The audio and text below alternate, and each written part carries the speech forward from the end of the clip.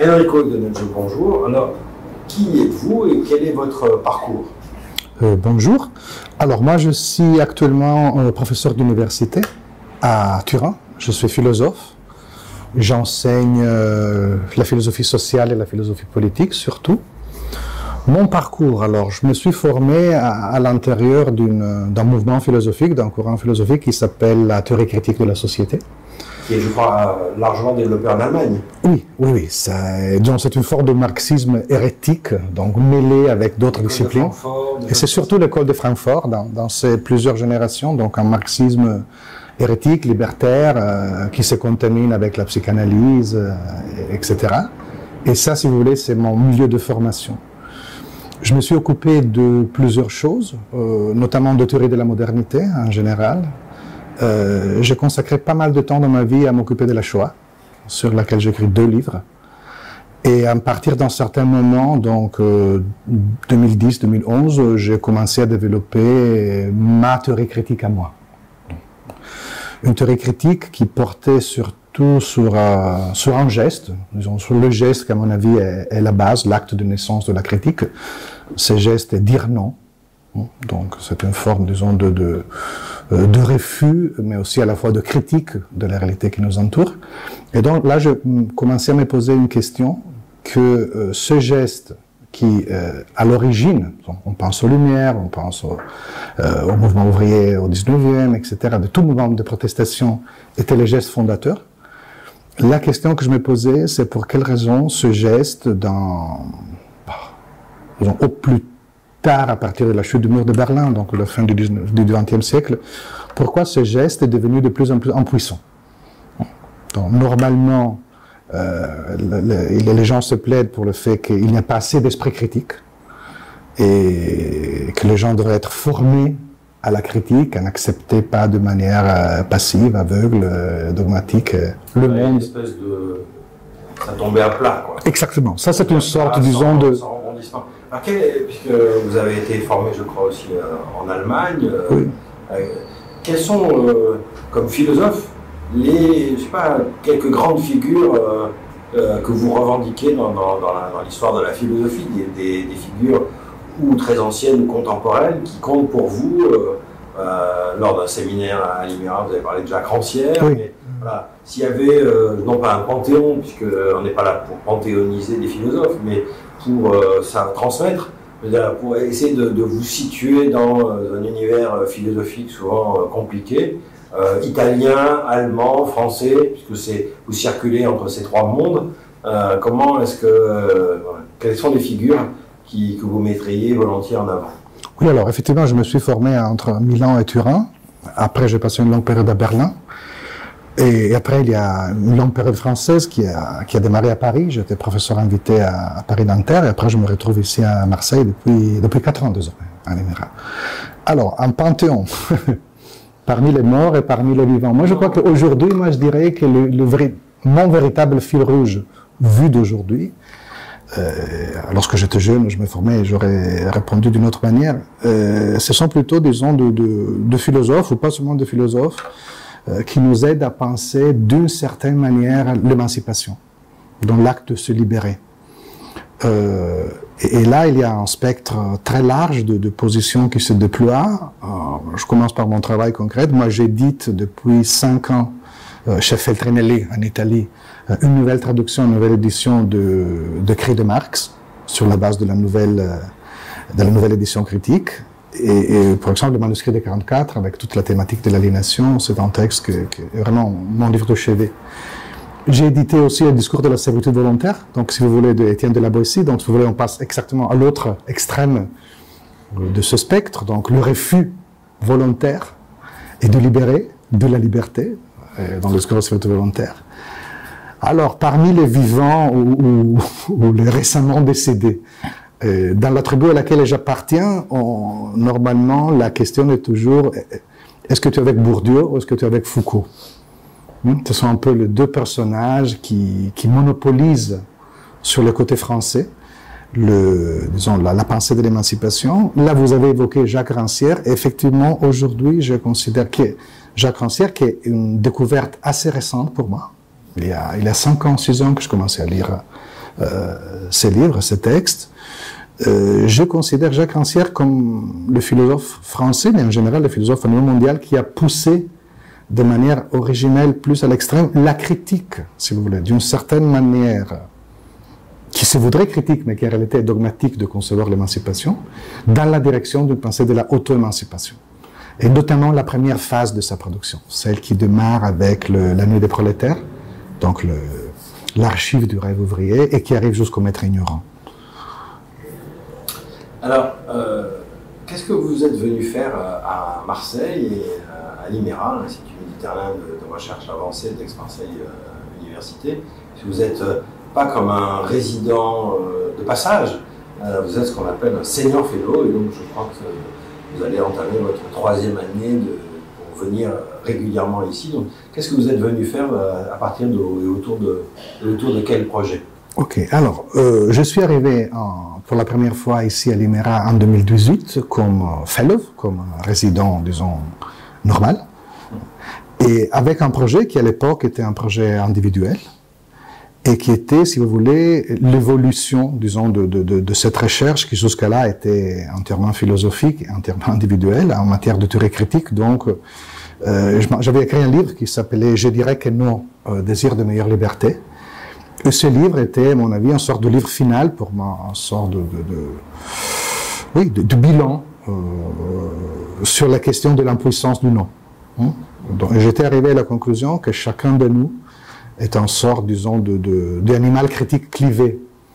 D'un côté, on est tous extrêmement lucides sur ce qui ne marche pas dans notre vie, dans la société, dans l'époque à laquelle on appartient. Donc, c'est complètement faux le diagnostic selon lequel on serait tous des aveugles, des abrutis, qui acceptent passivement le monde tel qu'il est, sans protester, sans désirer rien de mieux que ça.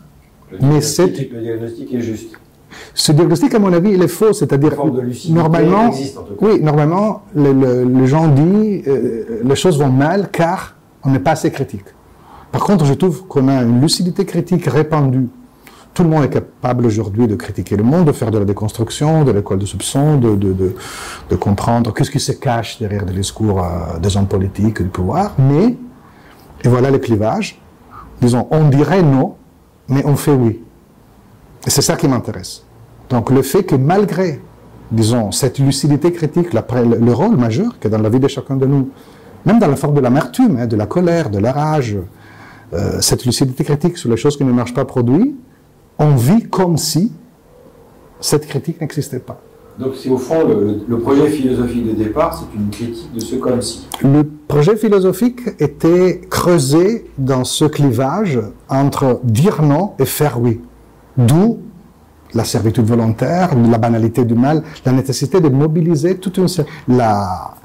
Et dans cet entre-deux, entre le dire non et le faire oui, à un certain moment, exactement, j'ai découvert le travail, je me suis posé la question, est-ce qu'il y a une manière, pas de combler ces clivages, pas de le nier, mais est-ce qu'il y a encore une manière, disons, de traduire en acte nos pensées, nos convictions critiques les plus profondes. Et là, je suis tombé sur un thème que dans la tradition dans laquelle je m'étais formé, la théorie critique, était au début fondateur. Donc la théorie critique, c'est la version théorique ou philosophique d'une foi dans une centralité émancipatrice du travail. Horkheimer, le fondateur de l'école de Francfort, dit la théorie critique, c'est le côté théorique de l'émancipation que le travail a amené au mouvement ouvrier, à la classe ouvrière. Donc c'est finalement un retour aux sources. C'est absolument un retour aux sources. Le travail comme dimension fondatrice. C'est exactement ça, avec un geste qui, pour la plupart de mes collègues, est complètement obsolète. Car jamais comme à cette époque, le travail est le lieu d'investissement, d'un désenchantement, d'un désespoir. Donc, dans le débat actuel, j'occupe une position qui s'appelle centralité du travail, mais cette position, elle est largement minoritaire. Les positions majoritaires sont les suivantes. A, refus du travail, donc surtout sur le front gauche, disons, de l'hémisphère critique, le travail est considéré comme une activité perdue, Le travail, c'est aliénation, exploitation, souffrance, une morale bourgeoise, calviniste, donc qui intègre et assimile l'individu à la société plutôt que de le faire sortir. À côté de ça, et donc, tout le débat est sur la recherche, sur la quête de formes alternatives d'intégration et de participation, notamment le revenu de base, le revenu universel. Donc, toute une galaxie, une constellation complexe de formes de refus du travail. À niveau de la pensée, disons, un peu moins critique, il y a, à mon avis, une sorte d'invisibilisation du travail. Le travail n'existe pas. Donc, tout le message que la société nous adresse, tout ce message s'adresse à nous en tant que consommateurs. Donc, il y a cette sorte de mirage, je trouve, dans lequel, si on vivait dans une société dans laquelle le travail n'existe plus, il y a toute une série de prophéties, de diagnostics sur la fin du travail. Il y a des théories du grand remplacement, non? Ce seront les robots, les machines qui vont substituer les travailleurs, le travail vivant. Et là, encore une fois. Et après, il y a la partie, si vous voulez, de ce spectre de position à laquelle je me sens plus proche, qui continue à garder la conviction que le travail est une activité, une dimension centrale dans la vie de chacun, mais qui concentre son attention exclusivement sur le côté pathologique. Donc le travail est central, mais le travail est à tel point humilié, déformé, précaire, fragilisé, que toute forme de lutte et de critique doit se traduire dans une forme, disons, de guérison du travail, de soin du travail. Alors moi, je partage ça complètement, mais si vous voulez, l'élément le point de différence par rapport à cette position, c'est que moi, j'insiste aussi sur l'autre côté. Donc je suis convaincu de deux choses. A, le travail est une expérience humaine capitale, mais elle est intrinsèquement conflictuelle. Pas de travail sans conflit. Ça, c'est impossible. Surtout, il y a même une exception au niveau juridique. Le droit du travail, c'est le seul droit contemporain qui reconnaît une relation de subordination collégitime. C'est un héritage de l'esclavage, du servage. Mais alors, le travail, il est intrinsèquement conflictuel. Donc, tout travailleur peut, à chaque moment de sa vie, s'il le veut, c'est là l'intérêt de la question, entamer une forme de conflit pour demander de la reconnaissance, etc. Deux, le travail ne se réduit pas, même aujourd'hui, on est dans des conditions plutôt difficiles, je me rends compte, à la seule dimension de la pathologie. Le travail, donc, n'est pas seulement intrinsèquement conflictuel, il est intrinsèquement dialectique. Donc, ça doit chercher, en fait, d'autres faces. Oui. Il y a un côté de lumière. Au travail qui peut être aussi d'une forme d'émancipation, d'accomplissement, de sociabilité, des choses de cet ordre. Alors ça a donné cette réflexion, avec ce soubassement philosophique, cette mise en perspective à partir de la théorie critique, ça a donné un projet collectif, Travail et Liberté, qui est au cœur de votre projet, de votre résidence à l'IMERA, sur plusieurs années. Donc, quels sont les grands actes de cette approche, de ce travail de recherche, et comment ça se met en place? Et puis, quels sont après, on parlera des premières conclusions et éléments, puisque vous en êtes déjà là, puisqu'un livre va sortir bientôt. Alors, grâce à l'invitation de l'IMERA, une fois que j'étais arrivé presque à la fin de ma résidence individuelle, le directeur de l'IMERA m'a proposé de transformer ce projet en un projet collectif. Et donc là, j'avais déjà les idées plutôt claires, mais il y a toute une nouvelle dimension qui s'est présentée à mes yeux. Alors, comment tu transformes un projet individuel en un projet collectif? Alors, avant tout, il faut couper tous les éléments plus personnels, plus idiosyncratiques, les transformer dans quelque chose qui soit accueillant. Car tu peux avoir un projet individuel très originel, mais qui est comme une maison avec les portes et les fenêtres barrées. Après, je me suis posé pour la première fois dans ma vie une question. Qu'est-ce que ça veut dire faire de l'interdisciplinarité à plusieurs? Donc, c'est quand même le cœur du métier de l'Institut d'études. Exactement. Exactement. Mais vous le savez mieux que moi, l'interdisciplinarité aujourd'hui, c'est quelque chose comme le travail a une double face.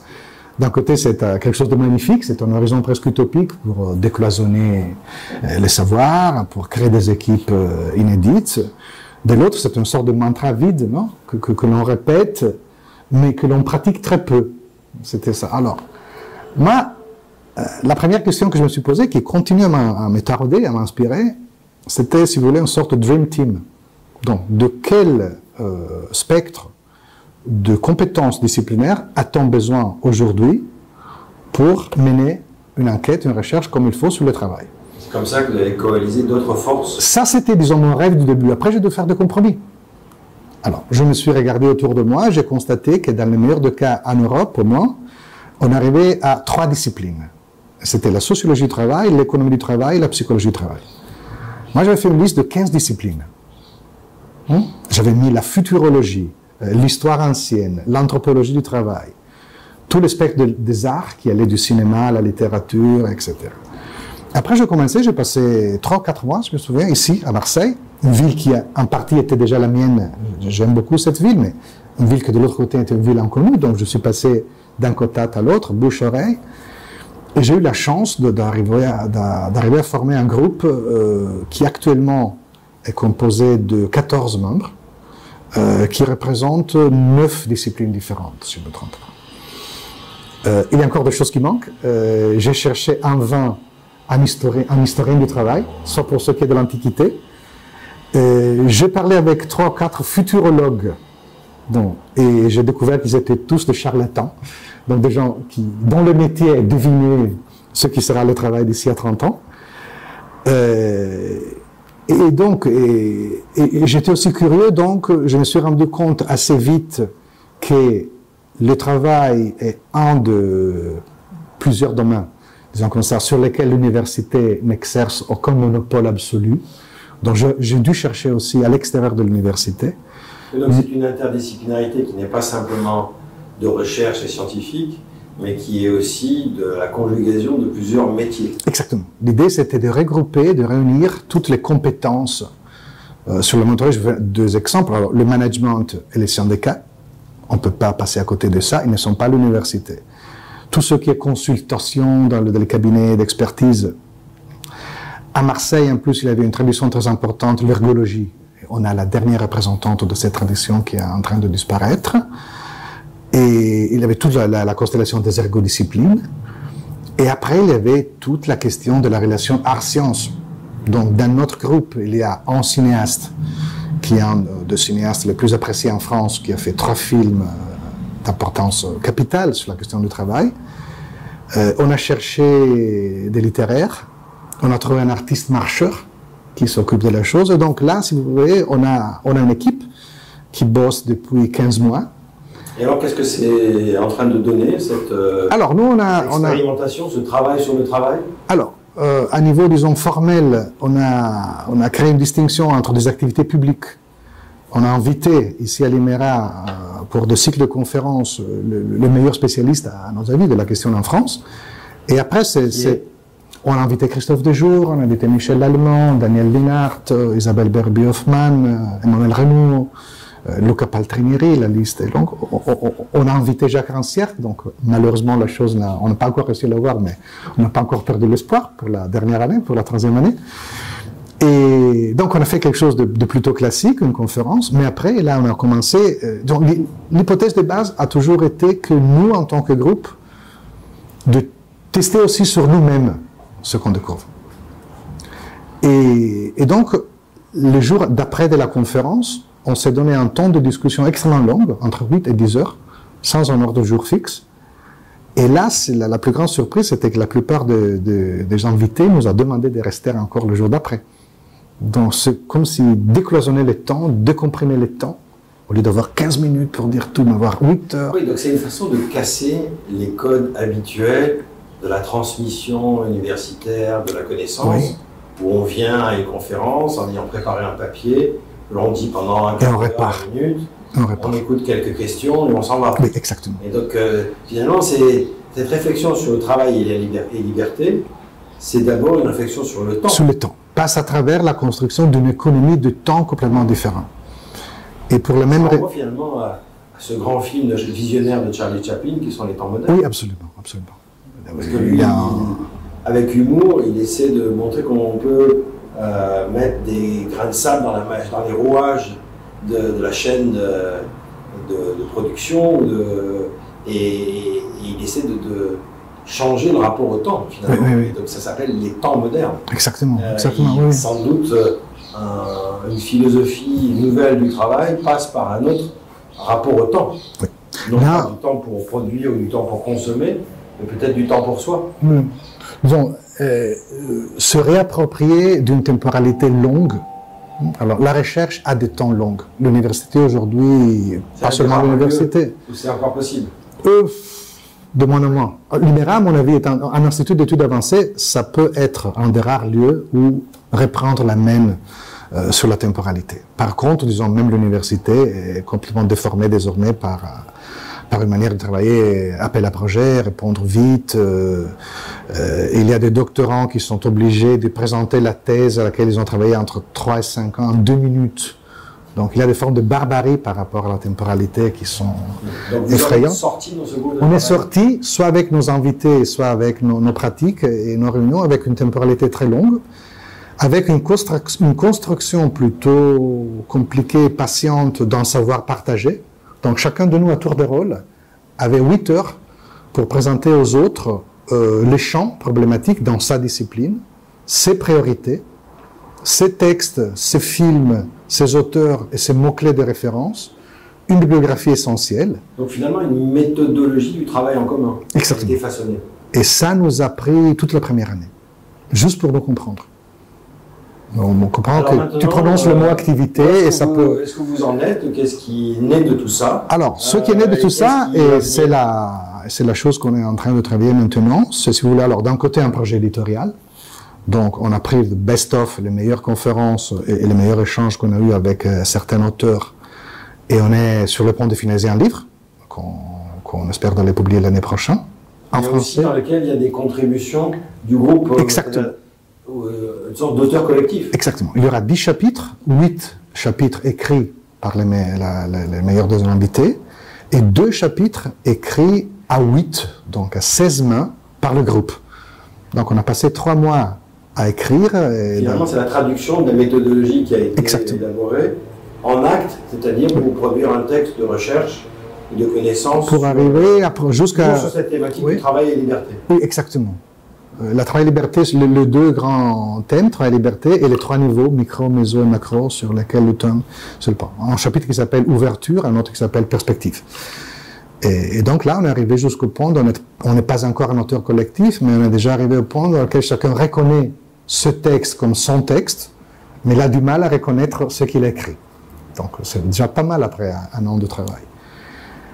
Et après, à la fin de l'année dernière, grâce à cette pratique de recherche collective, on a fixé un thème. On l'avait appelé à l'époque les utopies concrètes. Après, on a vu que le président Macron utilise cette formule tous les 2 minutes.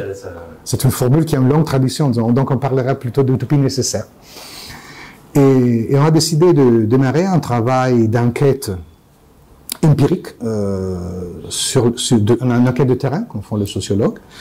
Le terrain est Marseille, la ville de Marseille, mais une ville, disons, qui a plusieurs dimensions. C'est pas seulement la ville telle qu'elle existe aujourd'hui, c'est aussi la ville telle qu'elle existait dans le passé. Et c'est aussi l'imaginaire de la ville de Marseille. Donc la littérature, le théâtre, le cinéma.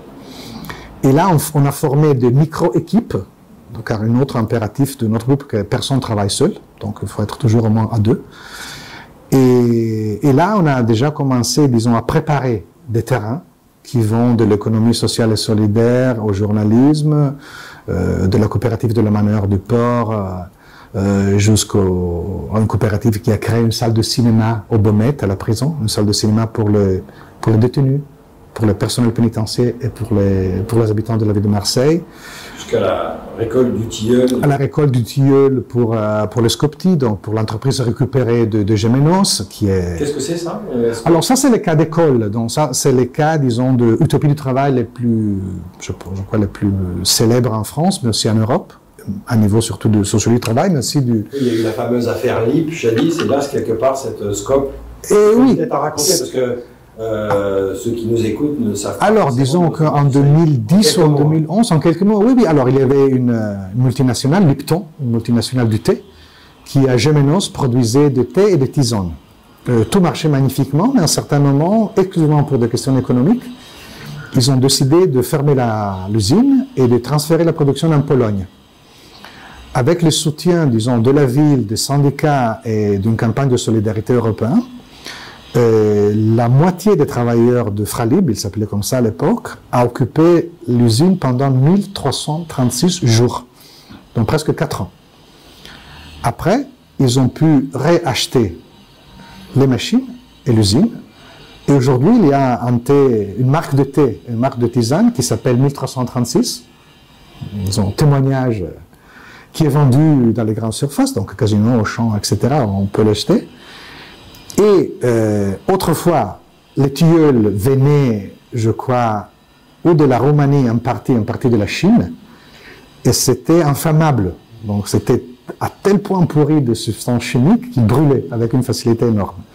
Et là, par contre, ils ont recommencé à faire la collecte du tilleul dans les baronnies, donc à 90 km d'ici, avec... Donc on est un exemple de reterritorialisation. Absolument, de filières courtes, finalement, d'économie... de reconversion écologique. À partir d'un exemple de fermeture d'entreprise, de transfert d'une entreprise vers une zone où on peut avoir du travail moins cher, etc.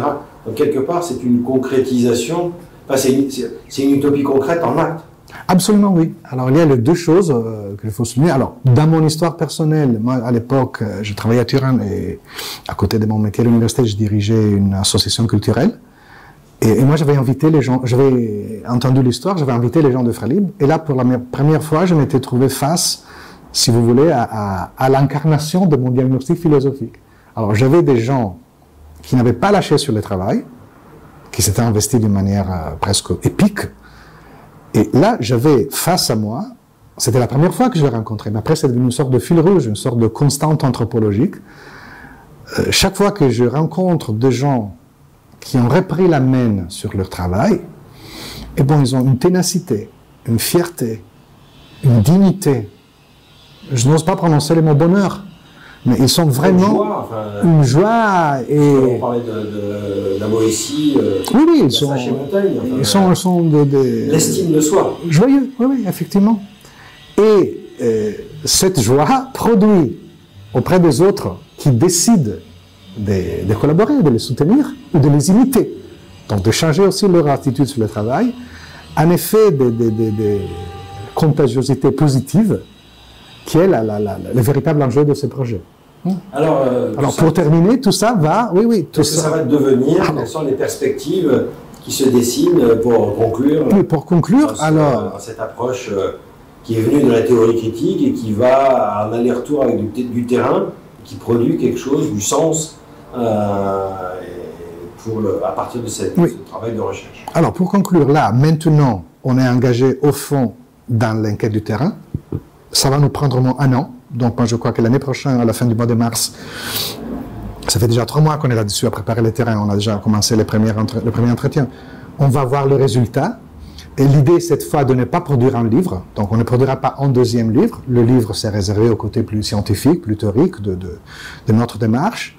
On va produire quelque chose que, pour l'instant, on a nommé une expo qui n'aura jamais lieu. Ou une expo sans lieu. Donc c'est le lieu au 2 sens du terme. Oui, c'est utopique. Donc, il faut être fidèle à l'objet de l'enquête. Pour l'instant, disons, cette utopie, cette expo sans lieu, en hommage à nos utopies, aura la forme hybride d'un livre électronique, d'un site web, d'un sort de catalogue ouvert, dans lequel on va exposer des matériaux très différents, donc pas seulement des textes, mais aussi des images, de matériel sonore, visuel, audio, de témoignages, de l'illustration, pas dans une forme figée. Donc, dans notre intention, ce n'est qu'un début. Dans la forme d'un itinéraire, donc qui relie des points différents à Marseille. Pour le visiteur, numérique et aussi physique de cette expo, il y aura aussi, disons, une partie matérielle. Mais dans notre intention, ce parcours, cet itinéraire devrait aussi relier entre eux le protagoniste de ces utopies nécessaires, de ce lieu dans lequel, disons, des gens de Marseille ou qui ont commencé à faire le travail à Marseille, à partir d'un certain moment de leur vie, ont décidé de faire autrement.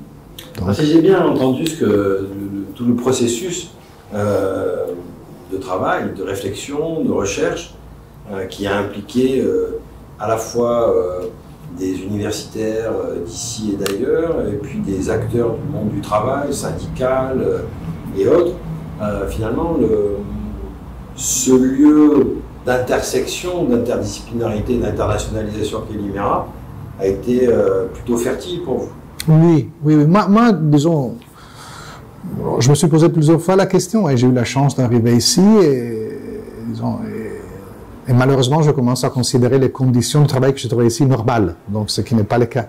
Et je me pose la question si j'aurais pu faire ça ailleurs, de cette manière. Disons, pour moi, disons, la seule chose que je peux... Sans contrainte, quoi. Je peux jamais négocier dans ma vie, c'est la liberté. Donc, c'est pas une question d'être égoïste, d'imposer des conditions, mais disons, ici, j'ai trouvé toutes les conditions réunies pour pouvoir faire ce que je veux dans une forme presque totale, oui, je dirais totale de liberté, sans contrainte, sans avoir l'obligation, disons, de produire d'une manière immédiate, qui est la chose qui a rendu l'université une machine stérile et autoréférentielle, et dans un espace, disons, soit matériel, soit de change, où toutes les conditions sont réunies, disons, pour oser, non, pour pouvoir oser faire quelque chose, disons, pour pouvoir faire autrement, même à ce niveau-là.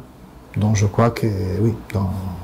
Alors si vous avez terminé sur un rêve, à partir de ce travail et liberté, ce serait quoi?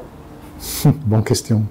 On est dans une époque de pandémie, donc que les utopies nécessaires deviennent contagieuses. C'est ça. Merci beaucoup, Madame Donadieu. Merci, Thierry. Merci à vous.